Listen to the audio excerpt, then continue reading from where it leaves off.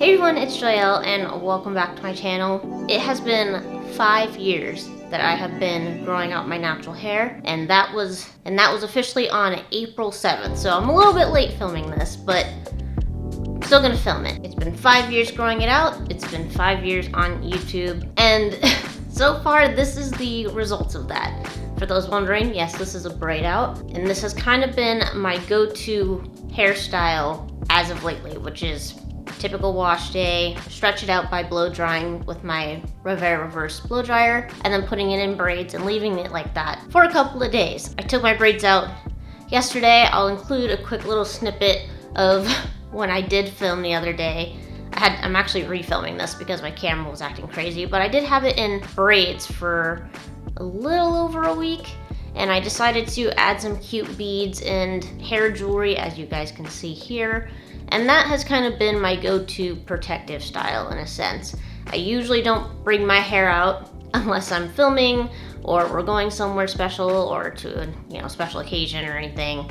I usually just leave it in my braids, and I'll wear that in different hairstyles, as I've also shown you, such as a bun, ponytail, etc. If you've been with my channel, you guys know that I tend to take a very simplistic approach to my hair care. I don't try to do too many crazy routines with it. I try to find something that I like, something that doesn't take a lot of time, something that's pretty easy to get through and I can get through within a couple of hours, that anybody can do on their day off or just when they have time. I mean, it's been working. Keeping it simple has kept my hair growing and has kept my sanity.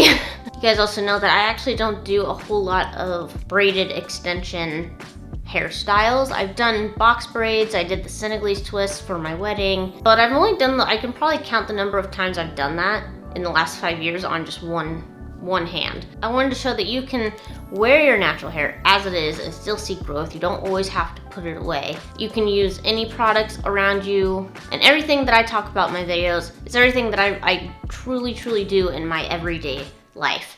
I know I've done a couple of product reviews and everything, but that was purely out of curiosity and wanting to support Black-owned brands and just seeing how other brands of products work on my hair. But honestly, if you are like, hey, I don't have all the money in the world to buy, to drop $80 on a hair care set, just use what you can get your hands on. That's what I do. I took that approach even with my itchy scalp. Using things like just sulfurate hair grease has been the best thing that I've ever used for my itchy scalp. Basically using Nizoral shampoo, which is probably the most expensive product that I do use, but that's because it works and I only have to really use it about once a month. Combining that on wash day with greasing my scalp with sulfurate, I'm good for well over a month with no itching and no flakes.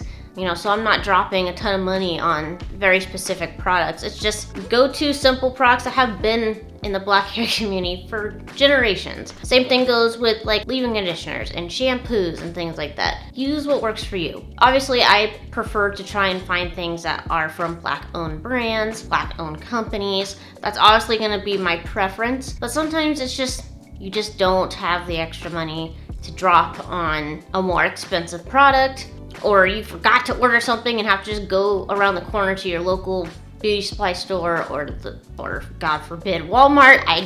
I'm not a fan of Walmart, just throwing that out there. But use what you can get your hands on and use what you can afford. My moisturizing routine has always just been a leave-in conditioner and then something to lock it in. So I prefer butters. You can use oils. Some people like to use gels, but mine is always leave-in conditioner and then a butter. Right now I'm using a whipped shea butter, and that is what is currently on my hair now. It's been quite an eye-opening experience being able to see my hair go from a TWA to a big fluffy afro to trying twists and trying braid outs. Now that I have well over a foot in length of hair, it's starting the journey of wearing it more stretched, wearing it more in twists and braids for the majority of the time. And as I showed you in the clip, using the hair jewelry and things like that to kind of, dress it up a bit. And I've honestly been having a lot of fun with that. That's probably gonna be my next video for you guys, is just trying out different pieces of hair jewelry. I have found quite a number of Black-owned Etsy store owners that I would like to buy some hair jewelry from.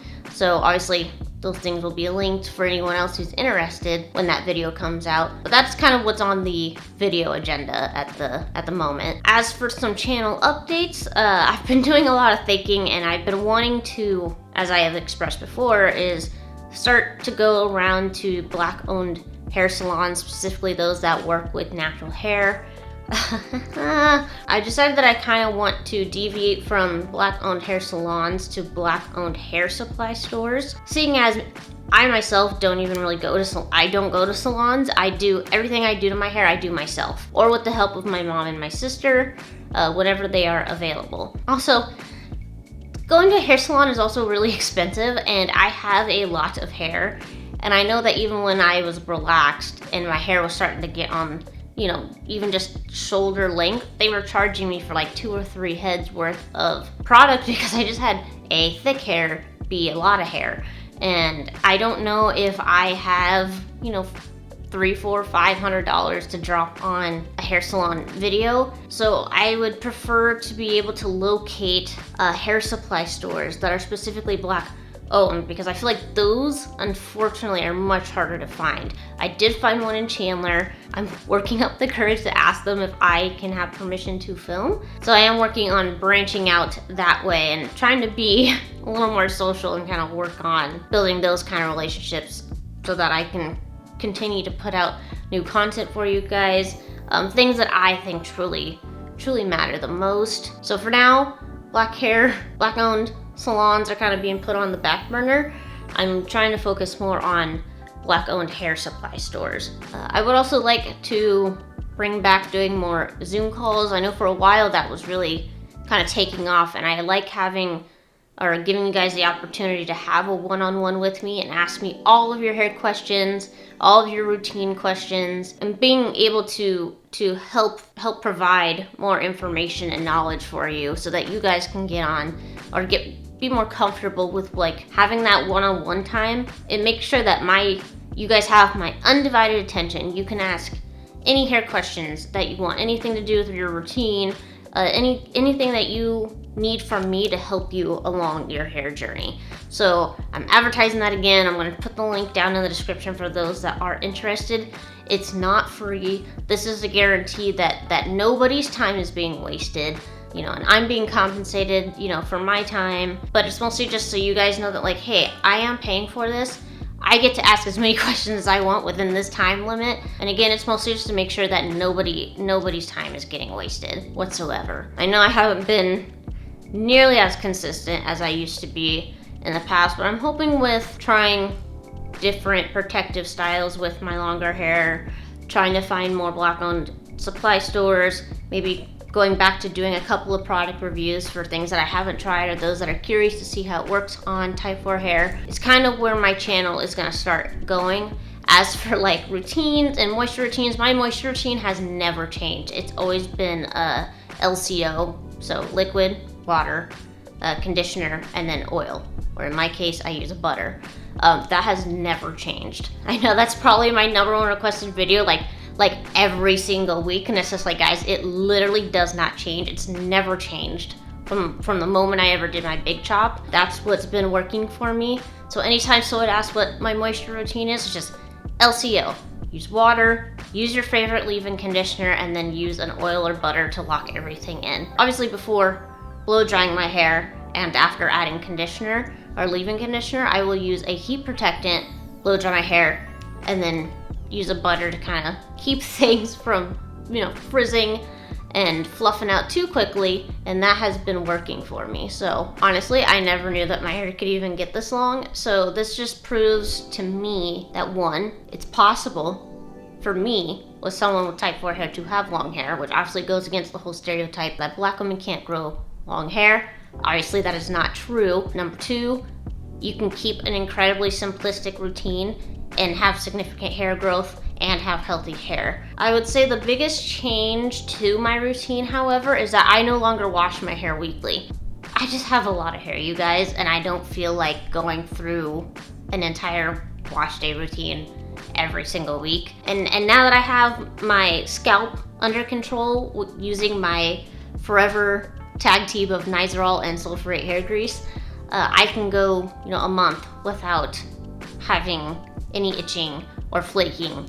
And so I am able to extend my wash days out longer now. So it's maybe every 3 weeks, maybe even sometimes once a month. And of course, that's not going to work for everybody. Note that even me keeping things simple may not work for everybody, but it has been working for me. And usually with the longer your hair gets, I feel like you do tend to wash your hair less often because you are working with a lot more hair. As long as that works for you, great. If you're like, hey, I can't go more than a week or 2 weeks, then by all means, that's your choice. But this has honestly been working for me, and my scalp is happy, my hair is happy, I'm happy, my arms are happy. So I think seeing wash day routines now is going to be few and far between, even more than they already were. So yeah, that's probably the biggest change so far in my hair routine. But I'm happy with it.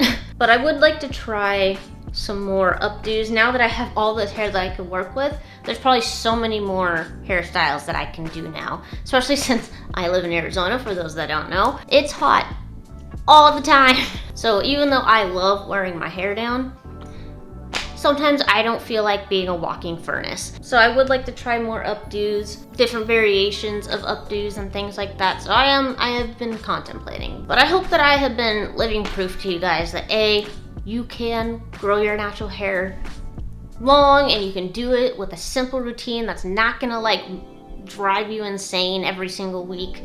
That this is maintainable. Yeah, that's just maintainable and realistic. It hurts to see that relaxers have come back into the picture, but you know what? Hey, I guess natural hair isn't for everybody, and to each their own. And you know what? If that's your thing, that's your thing. I'm here for those who want to stay on the natural hair journey. Those are the only people that I can help, so those are the people that I'm going to help. I hope that you guys enjoyed today's video. I'm gonna put a link again to the Zoom calls down below for those that are interested or have those questions or really need that like one-on-one, walkthrough. Even though my channel has slowed down, I'm still here and I'm still going, but I hope that you guys enjoyed today's just quick chit chat video. Here's to hopefully another 5 years of natural hair.